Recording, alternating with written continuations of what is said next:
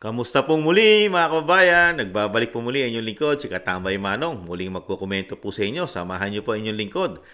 Magandang umaga po muna, tanghali, hapon, gabi.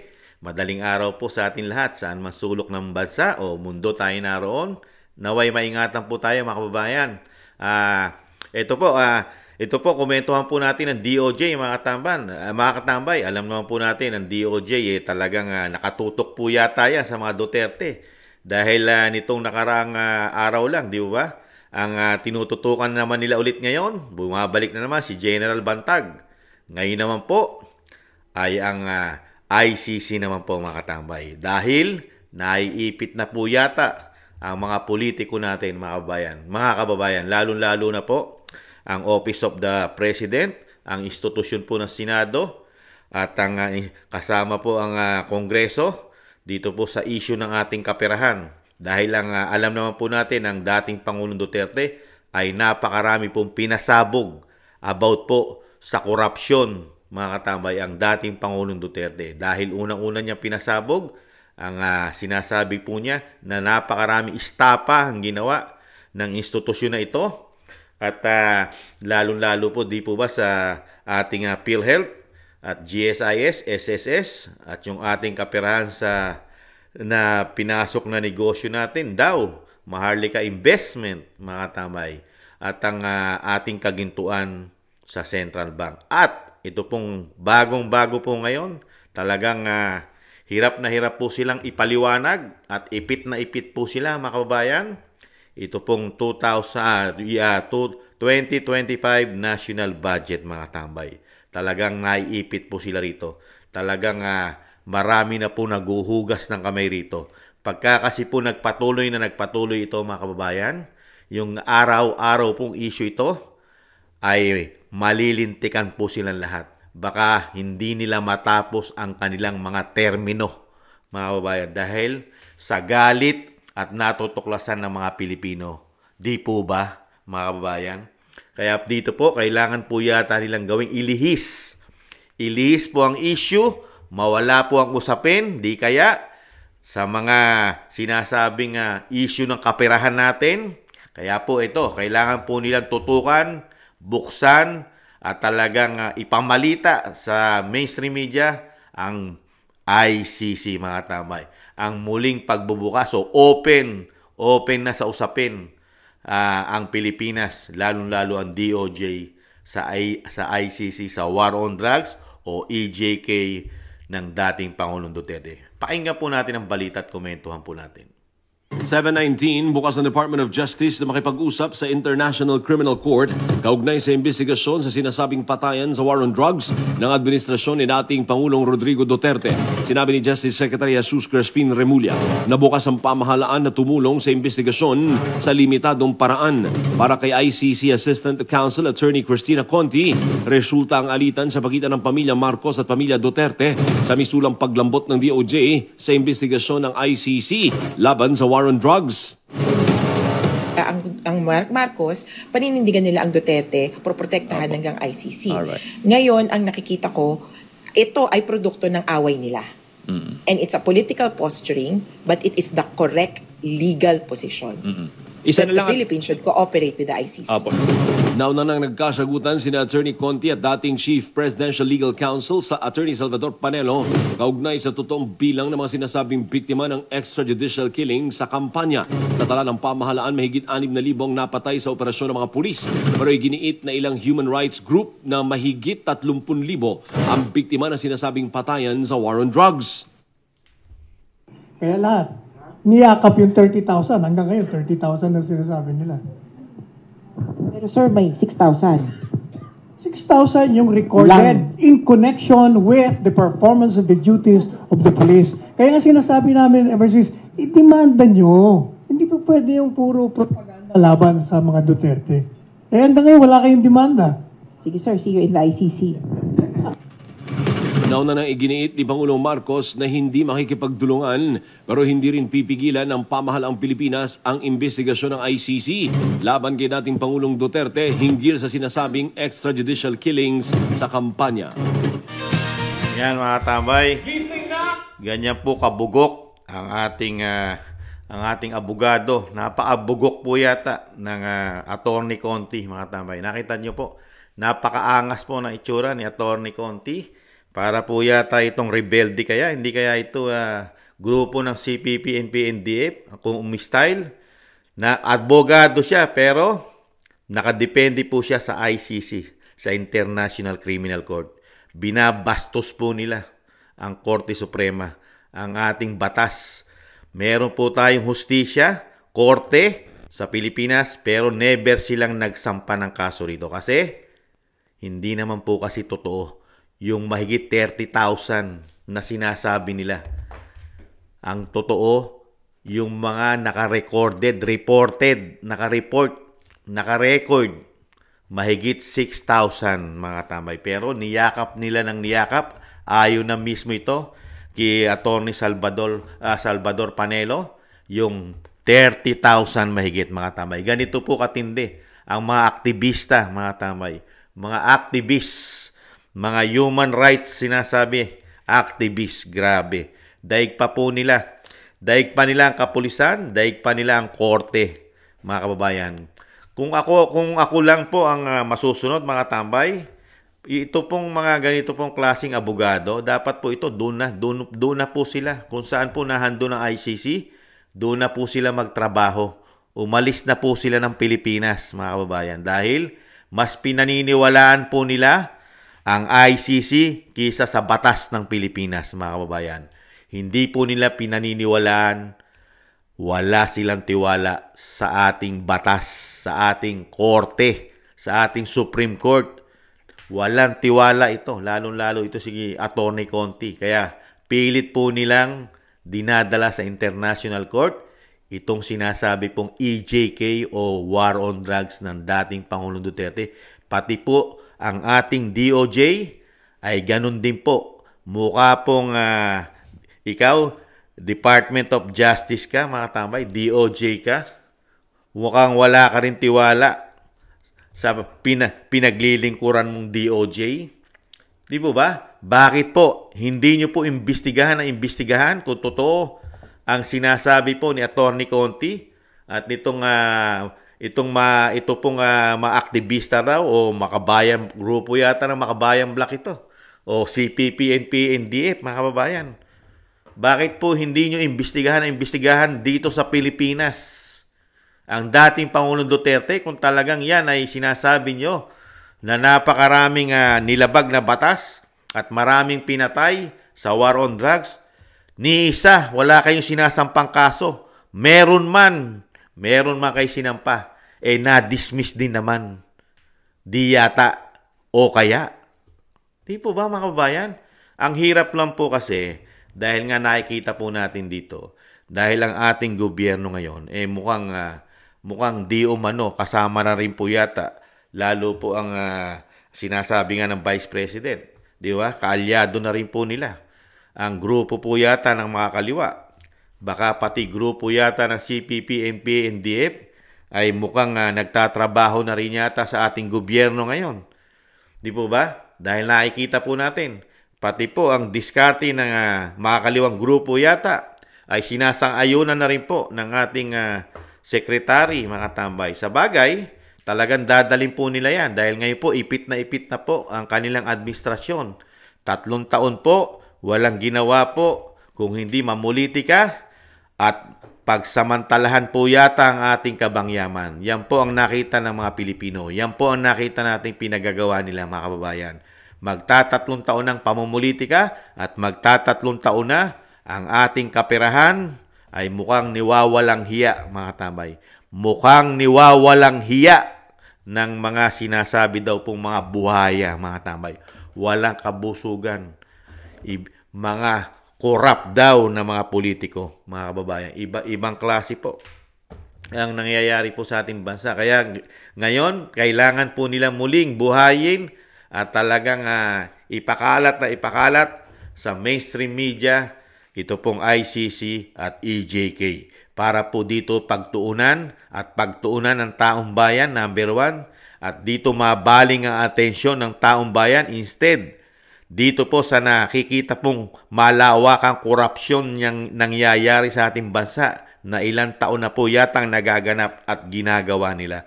Kailangan po nilang ilihis, mga katambay. Kaya kailangan nilang gumawa ng taktika yata para po malihis ang issue. Dahil mismo ang Malacanang ay nagsasabi na sa ating 2025 national budget na ginawa po, inumpisahan po pag-usapan sa BICAM at pinirmahan po ang GAA ng Pangulo.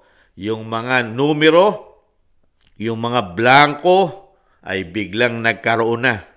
Yung mga blanco nagkaroon na ng napakalaking numero. How many billions, mga tambay? Ang tanong po natin, ang tanong din po ni dating Pangulong Duterte at ni Congressman Ungab, sino ang gumawa? Sino ang nag-fill up? Sino ang nag-utos para lahat ng blanco ay malagyan na ng numero? Ano po ang sagot dyan ng Malacanang? Labas sila dyan. Hindi sila kasama sa problemang yan, mga tambay.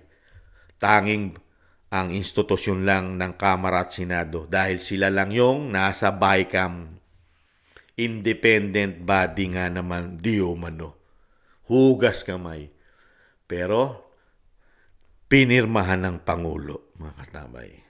Pangulo ng Pilipinas, Commander-in-Chief. Kaya kailangan po mag-isip ng gobyerno, mga katambay. Kaya bubuhayin at buhay na naman ang ICC. Kasama yata ang mga aktivista. Grupo yata ng CPP, NP, NDF. Abogado yata ito ng mga makakaliwa. Hindi kaya abogado si Atty. Conti? At napakaangas pa, mga tambay. Ang sinasabi nga natin, ang war on drugs ay hindi masama.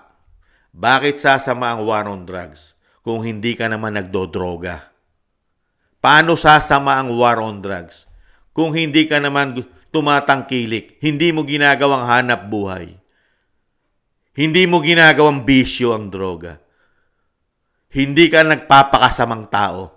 Sige nga, pulaan nyo si Kamanong kung mali ang sinasabi ni Kamanong.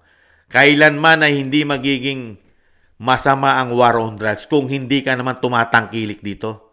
Paano ka mamamatay? Paano ka mamamatay kung hindi ka naman involved dito? Di ba? Itong bisyo na to ay hindi mo, never mong tinangkilik. Never ka nagpakasama. Di ba? Never ka na-involved. It's a bisyong droga, mga babae. Paano sasama yan? Walang iniwan niya sa bitay. Bakit mo katatakutan ng bitay? Yung bitay, kung ikaw naman ay hindi masamang tao, hindi ka lumalabag sa batas, sige nga, hindi ka nagnanakaw ng pera ng gobyerno. Dahil may sinusulong po na bitay yung ating congressman taga Mindanao. Di ba? Firing squad ang gusto niya mangyari sa mga korap sa ating gobyerno. Di ba? Pero takot na takot po yata ang mga politiko dyan. Bakit sila natatakot? Baka sila gumagawa ng anomalya. Baka sila nagnanakaw ng pera natin. Naisingit lang natin yan. Kasi walang iniwan sa war on drugs yan. At ang dating Pangulong Duterte, hindi po niya ginawa yan. Ora mismo, nagbanta siya. Di ba? Umpisa pa lang po nang siya ay kumakandidato. Yan na po ang kanyang priority. Yan po ang kanyang gagawin. Priority niya yan. Nagbanta na siya. Layuan nyo yan. Bisyo na yan. Kung ayaw nyo magkaproblema, pati ang mga drug lord, pinalalayas niya na sa Pilipinas. Magsilayas na kayo. Wag na wag nyong gawin ang bagay na yan. Kung hindi, magkakaubos kayo. Di po ba nagbanta siya. At yan ay trabaho ng isang Pangulo. Protektahan niya ang bansa at ang taong bayan. Dahil ito ay salot. Salot kasi ng lipunan ng droga. Salot. Parang pandemya yan. Salot. Pero magugulat ka lang. Yung salot na tumangkilik dito. Kung hindi tumangkilik ang karamihan dito, hindi mamamatay ito. Tinangkilik nila. Nagpakalulong sila. Ginamit nilang hanap buhay. Nagpagamit sila. Di ba? Nagpagamit sila sa mga drug addict, sa mga drug lord at sa mga tiwaling mga alagad ng batas. Marami diyan. Di ba? Tiwaling mga politiko, ginawang hanap buhay yan. Nagpagamit sila. Sino may kasalanan nun? Si dating Pangulong Duterte ang may kasalanan? Sila ang nagpagamit? Sila ang nakinabang? Sila ang kumita? Sila ang lulong sa droga? Sino po ba ang pinoprotektahan ni dating Pangulong Duterte? Di po ba yung mga normal na tao katulad ni Kamanong na hindi nagdodroga? Galit sa bisyo na droga? Yung mga Pilipino ang pinoprotektahan, yung mga normal na tao, mga hindi masasama, walang bisyo ng droga ang pinoprotektahan ng Pangulong Duterte. Pero ang yumayaw-yaw ngayon, kasama na po ang DOJ ngayon, mukhang ang pinoprotektahan po nila, yung tumangkilik sa bisyong masama. Yung karamihan po dyan ay may kaso pang kriminal. Mukhang yan po yata ang pinoprotektahan ngayon ng ating gobyerno. Mukha po yata pati ang ating DOJ Secretary, mga tambay, ay nagpapakagago na yata. Nagpapakagagot, bobo na rin po yata ang ating Secretary, DOJ Secretary Remulla. Hindi kaya siya nagiging gago na at nagpapakabobo na rin po at nagpapakatanga? Mas pinoprotektahan mo pa ang problema ng bansa. Merong pangulo na gusto niya nang tuldukan ito. Di po ba? Kasi itong mga ito, pag ito ay lulong sa bisyo na ito, hindi mo na ito makukuha sa magandang usapan. Di po ba? Lalo kung bangag ito at high na high sa droga. Wala na sila halos sa katinuan. Kaya nga nagkakaproblema ang ating bansa dahil pati ang Pangulo ay may issue ng droga.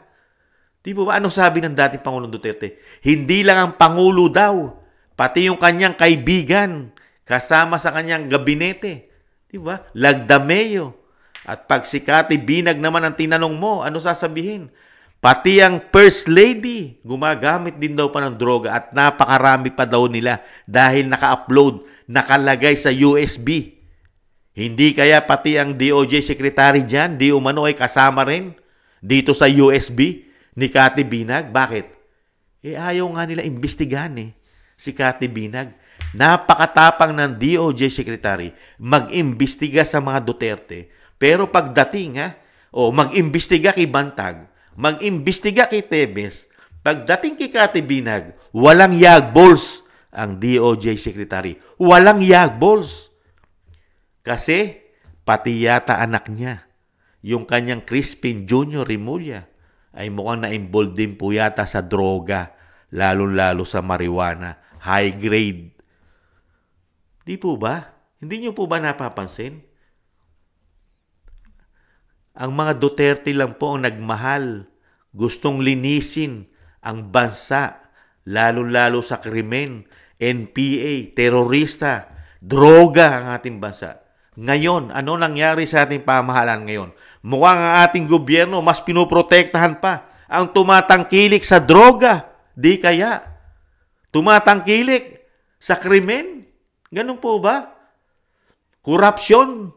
Samantalang ang DOJ tulog sa mga korupsyon nangyayari sa ating bansa. Walang mga investigasyon sa mga korupsyon. Lalo-lalo sa pinasabog ng Vice President na pati ang First Lady, meron silang pag-uusap. Naka-record, naka-video. Pera ang kanilang pinag-uusapan. Pera. At yung kumukontrol daw po ng pera sa institusyon. Di ba? Sa Kamara. 2 tao doon. Ngayon, hindi na nagsasalita yung 2 tao na yon. Hindi pa nagsasalita. Tikom ang bibig sa ginawa nila sa BICAM o sa BICAM. Sa ginawa nila sa BICAM. Di ba? Tikom ang bibig. Nag-iisip pa. Pinag-aaralan pa ang kanilang sasabihin. Mga kababayan. Kasi Pag hindi nila pinag-aralan ng kanilang sasabihin, sunog. Masusunog sila. Kaya mas gusto pa nilang manahimik. Mga kabayan, ganyan po nangyayari ngayon. Pero walang investigasyon diyan ng DOJ. Mga tambay, diyan ka magtataka. Ang DOJ ay para yatang mga kabayo. Para pong kabayo ngayon yata ang ating DOJ. Yung mga kinakarerang mga kabayo may piring. Walang nakikita po. Walang nakikitang problema o anomalya pagdating po sa bagong Pilipinas po. Ang DOJ yata. Ang nakikita lang po, dahil may piring siya sa magkabilang tenga o magkabilang pisngi ng kabayo, may takip. Kung ano lang po yata ang kompas, yun lang po ang nakikita niya. Puro Duterte. Ganon. Kahit saan po siya bumaling, Duterte lang po ang may problema at malaking problema at maraming ginawang anomalya at kasalanan sa bansa. Bagay, sinama naman po dyan. Siyempre, idadawit po dyan. Pagka ikaw ay alam na nasa mga Duterte ang iyong simpatya at ang naki Duterte sa mga Duterte ang iyong pagtitiwala, magkakaproblema ka. Nakita niyo naman po, tinutugis na po si DJ Bantag. Kasama si Roque, si Harry Roque ngayon. Tinutugis na rin po, mga tambay. At marami pang iba, mga kababayan. Kaya po sa nakikita po natin sa ating bansa ngayon, ano pa kaya ang susunod nilang gagawin para lang pumapagtakpan yata ang lahat po na natutuklasan natin ngayon. Ngayon po kasi, si dating Pangulong Duterte ang nagsisiwalat lang po ng nangyayari po, lalo-lalo po sa korupsyon sa ating bansa. Siya lang po. Wala na pong oposisyon ngayon sa Senado. At wala na rin pong oposisyon ngayon sa Kongreso. Nakita niyo po ba? Nakita niyo po ba magyayaw-yaw ang mga oposisyon pagdating sa korupsyon dahil sila mismo ang involved yata sa korupsyon? Nahandun din mismo sila. Nakita niyo po ba nagyayaw-yaw ngayon sa pangunguna po ng Senador Risa Hontiveros? Na napaka-oposisyon po yan, lalo po sa pamilya Duterte. Oposisyon po yan. Pero ngayon, nakita niyo po ba, pati po sila Coco, si Senador Coco, at yung mga kaalyado daw, yung mga nagsipsip, mga humimod ng wet po ng mga Duterte, mga senador, nasaan na ngayon? Mga tambay, nasaan na sila ngayon? Nawawala at natutulog. Bakit? Kailangan nilang manahimik. Bakit? Sila involved eh. Di ba? Sila involved. Kailangan nilang manahimik. Kaya nga may payo si Kamanong di ba? Dahil dito po, puro korupsyon. May puro korupsyon po natutuklasan ni dating Pangulong Duterte. Dapat po, dating Pangulong Duterte, gamitin nyo na po si Tulfo. Nasaan na kaya si Tulfo, mga kababayan? Nasaan na kaya isumbong mo kay Tulfo ang korupsyon? Pagka may korupsyon, bahala si Tulfo. Ayan, dating Pangulong Duterte, isumbong mo na kay Tulfo. Pati po yata si Tulfo, 2 Tulfo nananahimik. Congressman Tulfo, Senador Tulfo, mga tahimik, mga tambay. Walang nakikitang mga korupsyon. Galit na galit po yan sa korupsyon. Galit na galit po sa mga kriminal yan. Galit na galit po yan sa mga drug lord, mga tambay. Pero ngayon, tahimik, tulog, mga tambay. Walang yaw-yaw. Kasi, pirmado po sila. Nakapirma rin po sila sa BICAM. Lalong-lalo po ang Senador Rapi Tulfo, mga tambay. Kaya, mangyayari niyan, mga kababayan, ang mangyayari po, si Tulfo ang isusumbong natin kay dating Pangulong Duterte. Isumbong natin kay Duterte, si Tulfo. Nabanggit ko lang po yan, mga kababayan.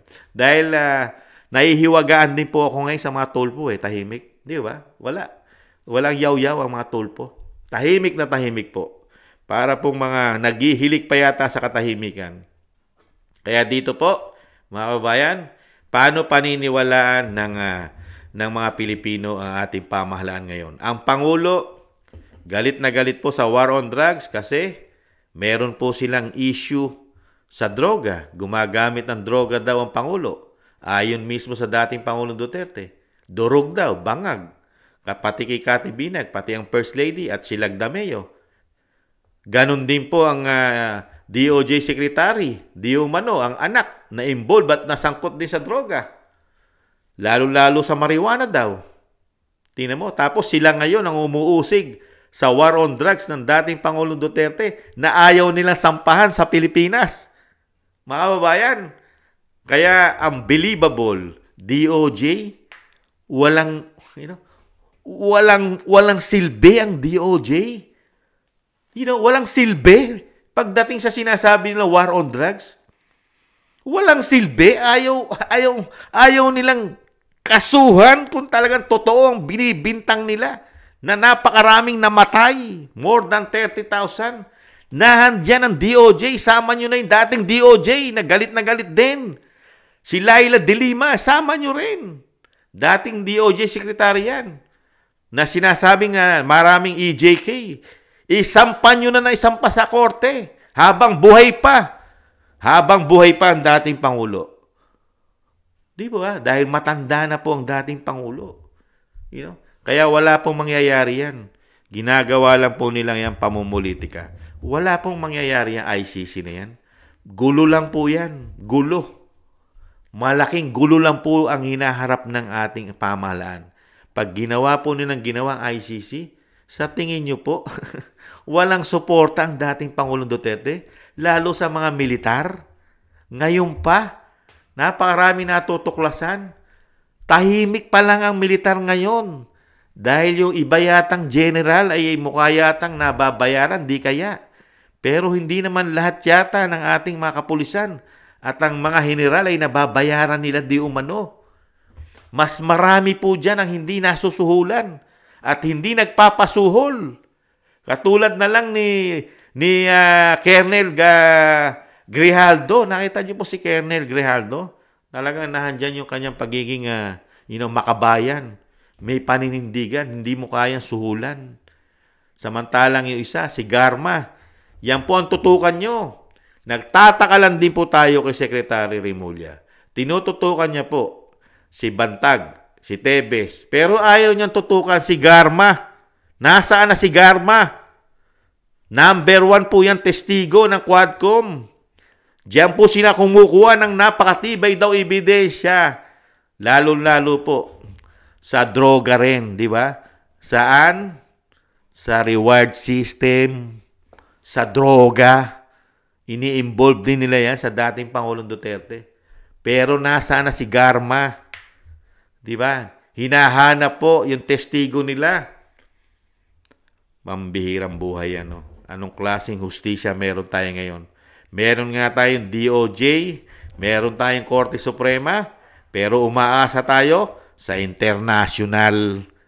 Pagkaganyan ang ating utak ng ating mga politiko, utak ng ating mga abogado, isara na natin ang DOJ.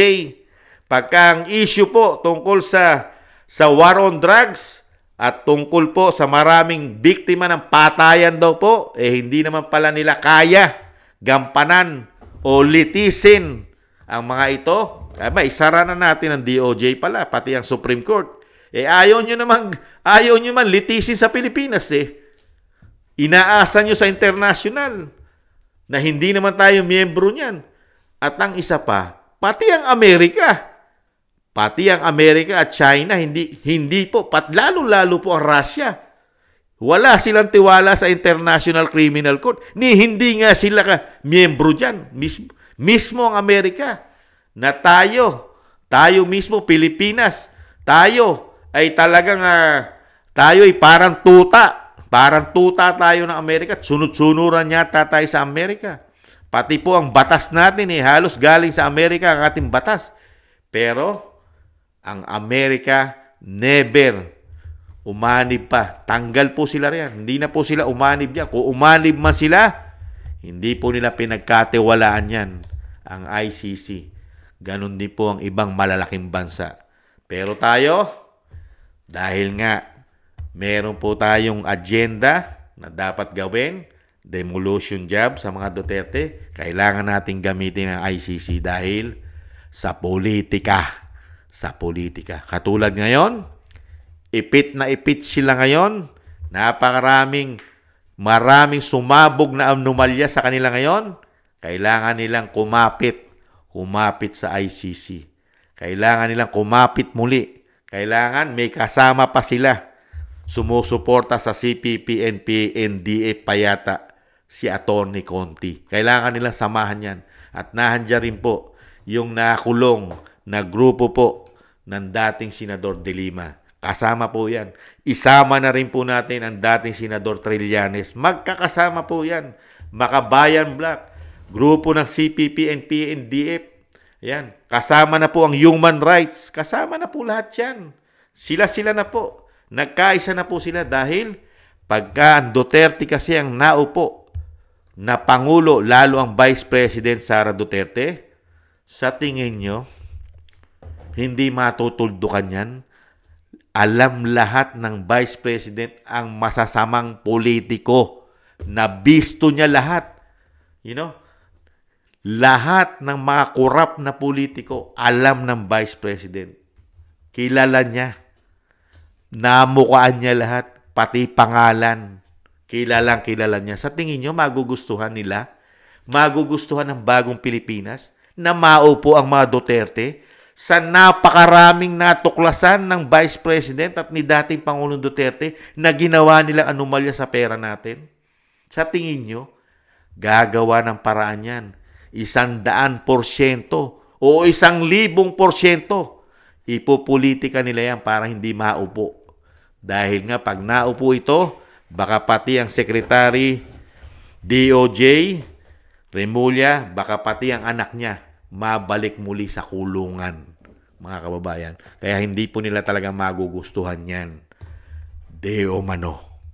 Maraming salamat po mga kababayan.